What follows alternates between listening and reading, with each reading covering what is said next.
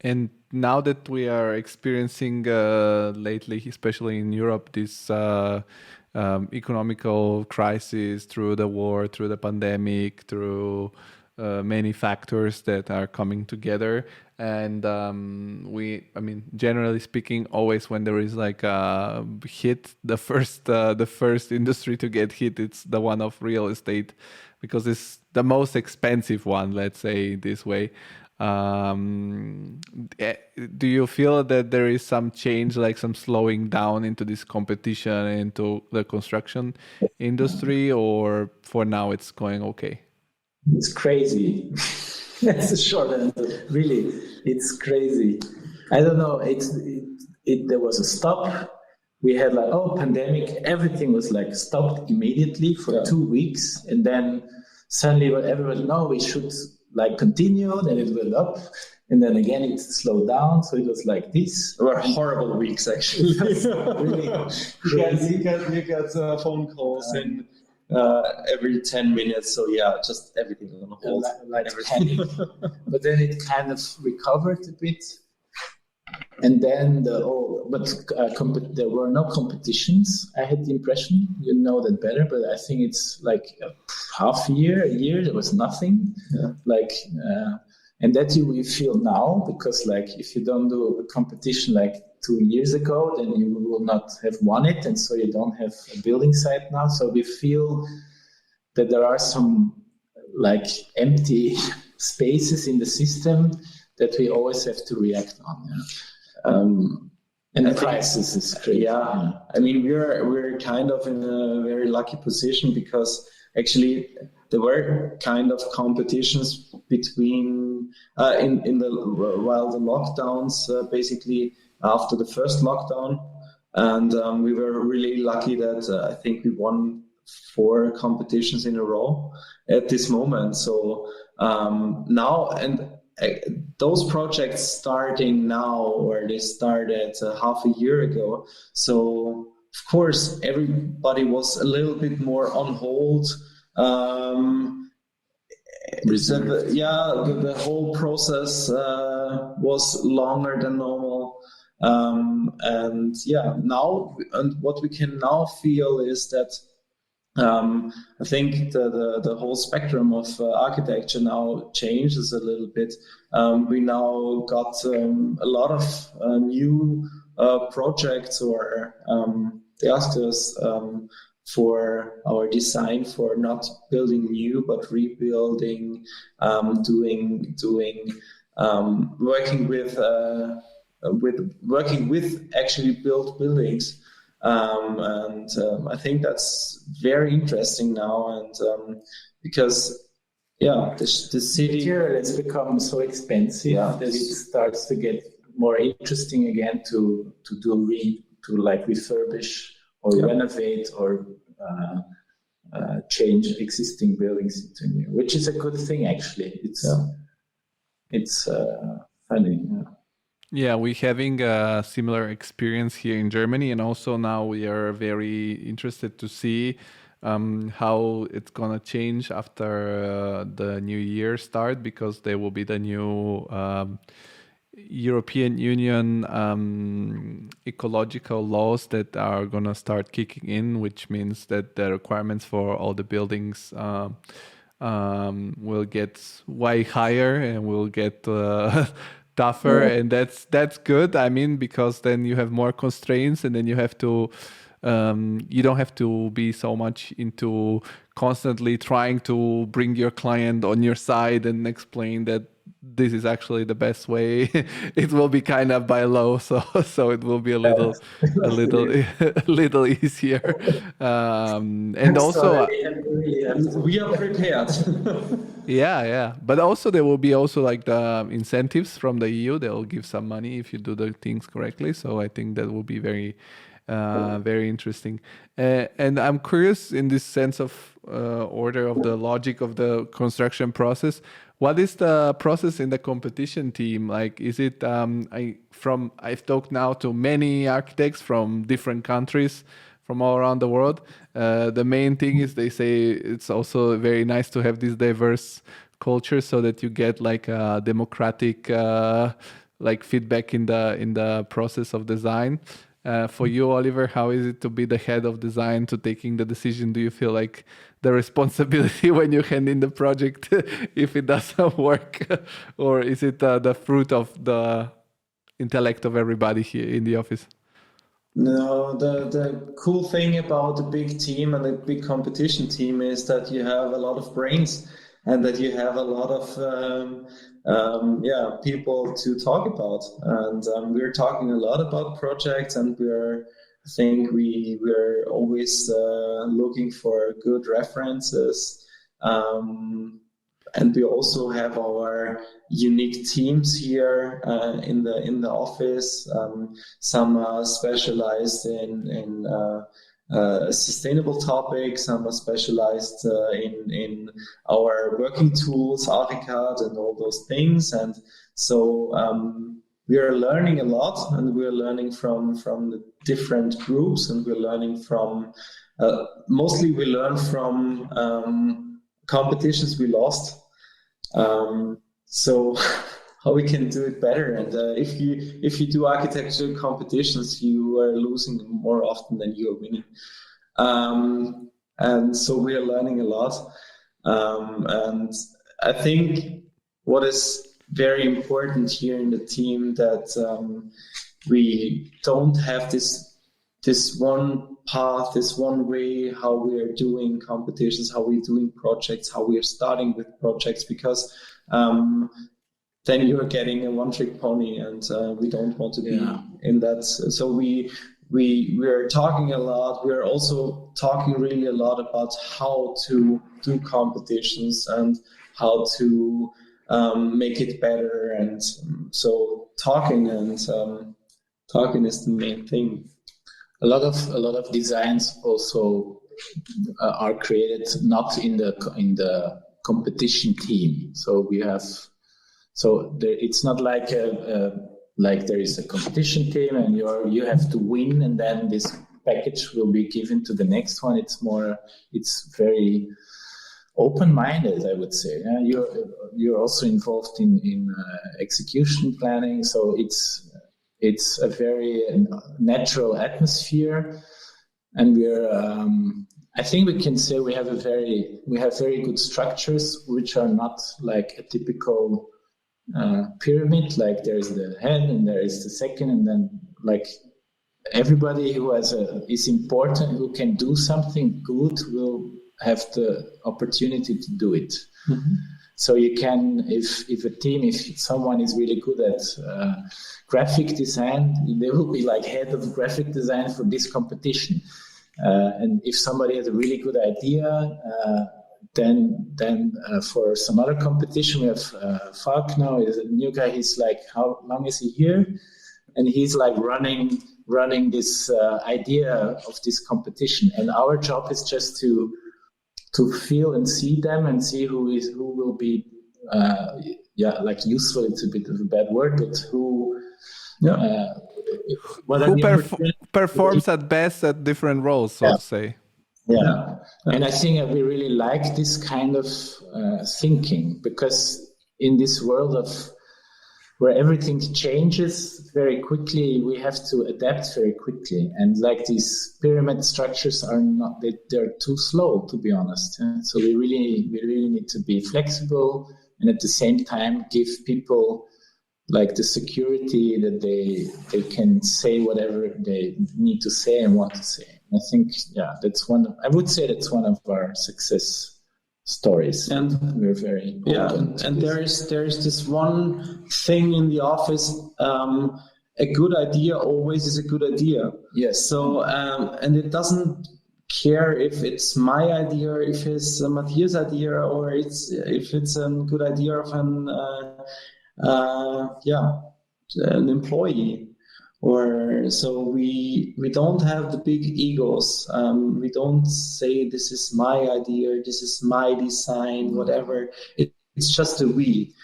We create things. We do competitions together, and I think this is the spirit also in the whole office.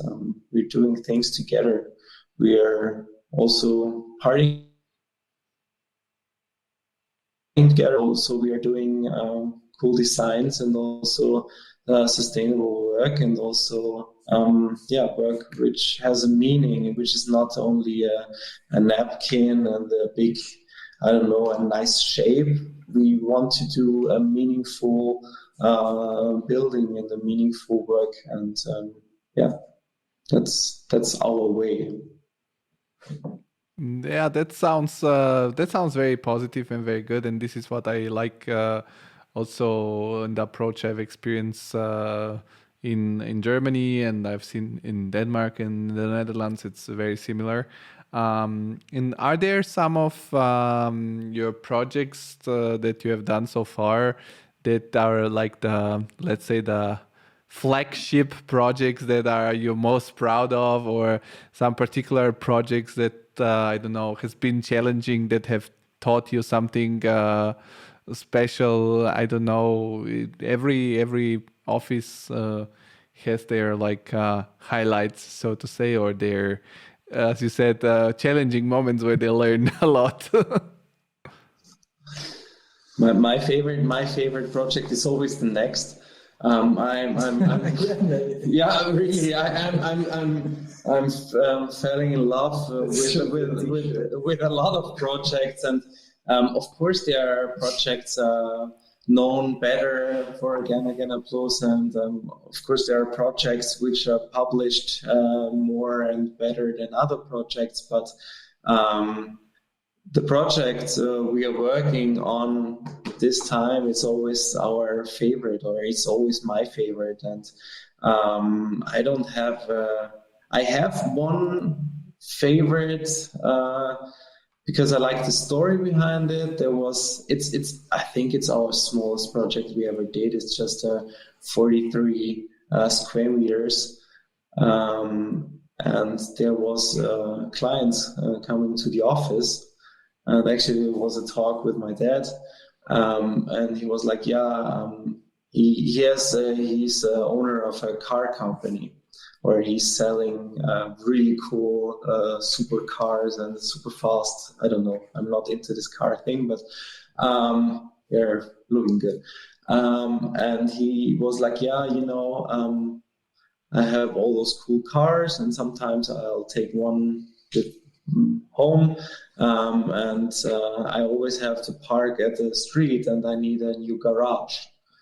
And he bought this really beautiful old houses in Burgenland. So these two houses, and in the middle he wanted to have a garage for his Ferrari or whatever. And my dad was like, you don't get a garage here. You can have a living room if you'd like to, but you don't get a garage. And he was like, yeah, but I need a garage. And so okay, cool. Let's meet in 2 weeks, and then we are going to present the design. And then he came and said, what about my garage? And said, we told you, you don't get a garage, you get a living room. And so we built a living room, and he's really happy with this living room. He has to park his cars at the street like before, but this is just really, and you can't see this room from the street. It's hidden, and it's perfectly fitting in this whole ensemble. And I like the story. I like this how we think about also how we also talk to clients. Because it's you can really do a lot of things with humor, and I think this was one of these stories I really enjoy working also here, because you can just sometimes a good idea is a good idea, and building a garage was not a good idea. But building a living room was a good idea, and we also get a lot of prizes for this project, because afterwards he was really proud, and he was like, of course, I wanted to have of course he wanted to have this new living room, but it's super small, and normally we're working on bigger projects, but this was just I think this was the project which also explains a little bit about our office. I like your motto, a cool idea, it's a cool idea, a good idea, it's a good idea, because it reminds me of the motto of this other guest that we had on the podcast. They're called Techno Beton. They're like a duo in Stuttgart that make techno music and architecture. And they had this motto, which is in German, ein geiles Projekt ist ein geiles Projekt. So it's really funny to see that things evolve in a similar way on different parts on the planet. And what kind of tools do you guys use at the office? You mentioned ArchiCAD. What else is your weapons and tools to make architecture? ArchiCAD and models. ArchiCAD models. We have a very own model builder here in the office. Also, that was cool to see in Copenhagen, in the office in Copenhagen. They have really cool model workshops there with lasers, and so when I came back, I was like, I love to build models. And so we bought a CNC mill and a 3D printer, and so a big CNC mill. So it became a very, very powerful tool also to just build small models, where the biggest tool is our brains. But after that, we're also sketching a lot. We're talking. But the programs is ArchiCAD, and we changed from AutoCAD to ArchiCAD, and before we had a lot of different programs. We're merging up and also working with Rhino, and Rhino combined with ArchiCAD, and now with AutoCAD, and ArchiCAD is a really, really strong tool, and Matthiass is really into it too, with his ArchiCAD group in the office to be the frontier of the. But it's crazy how these youngsters, I'm getting old slowly, but it's crazy how these people they are not even finished architects. We have a lot of volunteers also, and they are crazy good with computer. It's like you think of something and it's already there. It's really amazing how this generation is so fit in, and not only 3D modeling, also the graphic part of it, the Photoshop. All these programs, and I'm 43 now, they started when I was studying, so they could do something, and we're like, oh yeah, this is nice, but they couldn't do a lot of other things, and now these programs are well-rounded, and they do the stuff really well. So this is another practice. I think if an architect that would be 100 years ago would be beamed to this time, they would be like, phew. We don't appreciate it enough, I think, how quick we can visualize ideas. Yeah. And because the tools are so celebrate that. Because the tools are getting better and better, and also the youngsters here, they take it every year to another level, and they're also pushing themselves a little bit, and also pushing they're also a little bit competitive in a way, and what makes architecture, or the thinking about architecture, because the tool is so strong that you have more time now to think about architecture. It's not. Yeah. We don't work with this try and error thing. We don't do 400 designs and then pin it on the wall, and then Andy is going through the office. Maybe we can combine this entrance with this ceiling and this columns, and there was 100 minions in the basement working. We don't work like that. So everyone working on a project is has their parts there, and they're really into this then.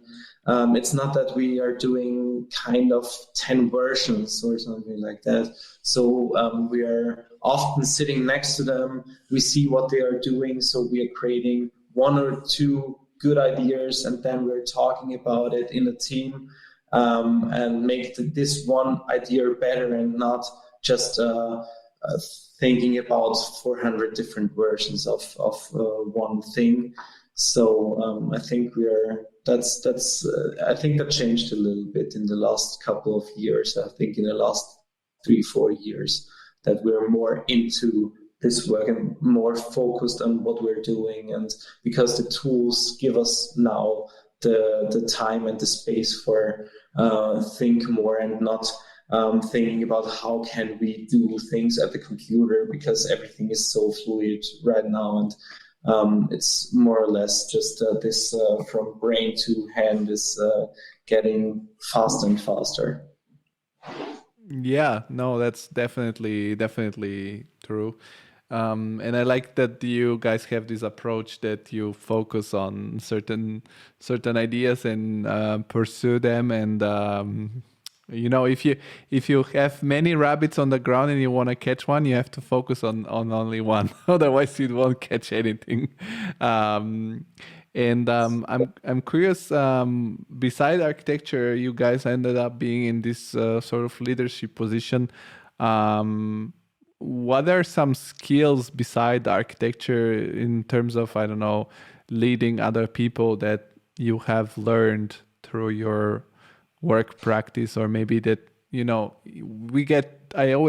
this is why I do this podcast, because we get this education in the university that it's enough to do good architecture, and they don't teach you a lot about how to actually get commissions, how to lead a team, how to work in a team, how to, market your work, communicate it. So it's nice to have this pot of different ideas. And what are some skills that you as partners in the architecture office needed to develop throughout the years, whether it's communicating with your colleagues or leadership? I don't know, if you have something that comes up to your mind. Well, leading an architectural office is a lot of management, time management.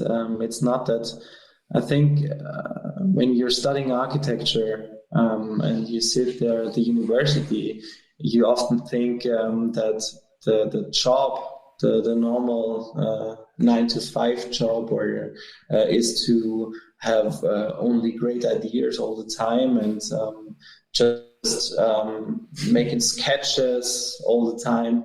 But sometimes it's just hard work. Sometimes it's just and it's not that every single day is fun in the office. Sometimes for myself, sometimes it's just really hard work. Sometimes you have to do Excel files. Sometimes you have to think about how to finance all those things, and that's what you just learn from doing it. And I don't think that it's good to show it too early while studying, because I'm a romantic guy, and I hopefully have my time for doing what I really love, for develop new things in the office, to think about completely new topics. We were then talking about the in the whole team, but sometimes it's just doing lists. Sometimes it's just for talking about, I don't know, very, very conservative things. And I think I think you have to have something beside architecture, and I really love, and that was when I saw that I'm right at this position. When I was in school back then, I didn't like Sundays, because after Sunday there was Monday, and I didn't really like to go to school. I always enjoyed the weekend, but now it's that if it's when it's Sunday, I'm looking forward for Monday. But also when it's Friday, I'm looking forward for the weekend. And I have my family, I have my kids, I have my wife, and this gave me a little hold in this whole thing, and this makes it more fun to come back to the office, and also more fun to go back to the family, and because also my wife is part of the office. So it's kind of a thing that interacts with each other, and I would like work-life balance is an important part, because everything got so complicated. I often compare it a bit to if like in music, if you're like a composer, conductor. So we compose something. This is like not the quick part, but it's everything thinks we're composers, but it's the conducting part that is the real job, in my opinion. So you have to have a clear vision about what you want to build. Where is this journey going? Although you don't have every decision made, and then you have this symphonic orchestra in front of you of static people, electricians, buildings. There's so many. Our colleagues are mostly out of the office. I talk more with people.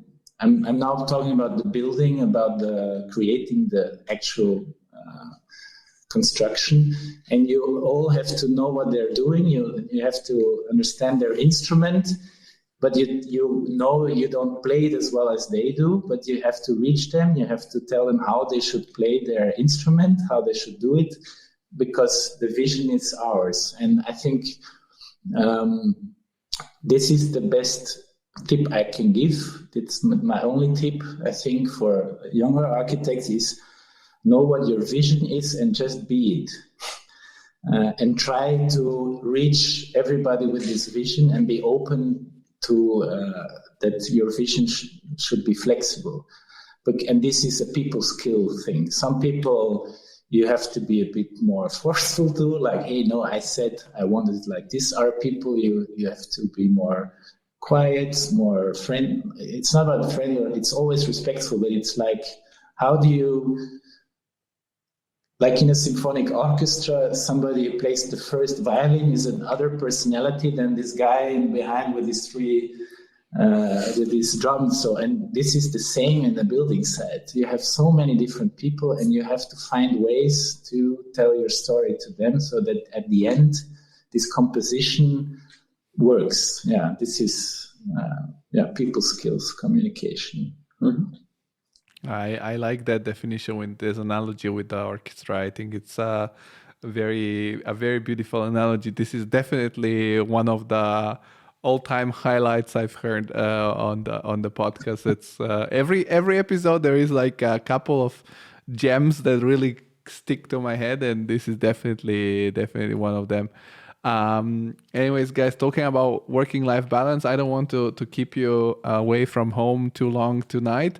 And every conversation I have, I wanted to finish on a very positive note. So always my last question to you is if you want to share something that inspires you, as you said, in your free time, whether if it's your favorite book, your favorite movie, your favorite music, hobby, can be anything. I mean, it doesn't have to be one thing or all of those things, but something that comes up to your mind that you like doing to get recharged and inspired to recharge your inspirational battery, so to say.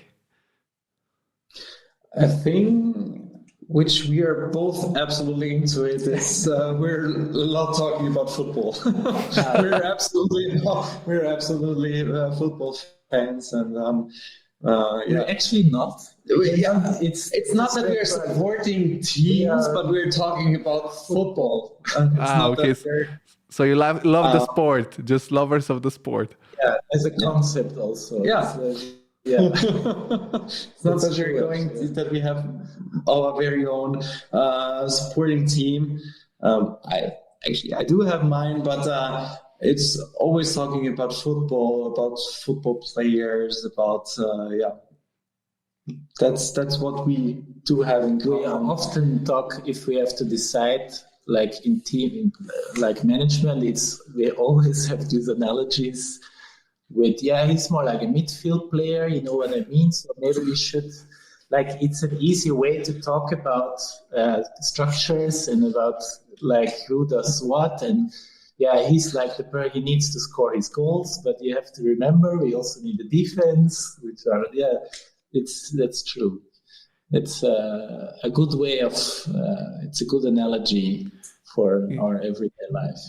It's so funny because before in the conversation when you were explaining that you need to find the right spot for each of your team members, I was about to say you like football trainers that have to find the right position for each player in the team.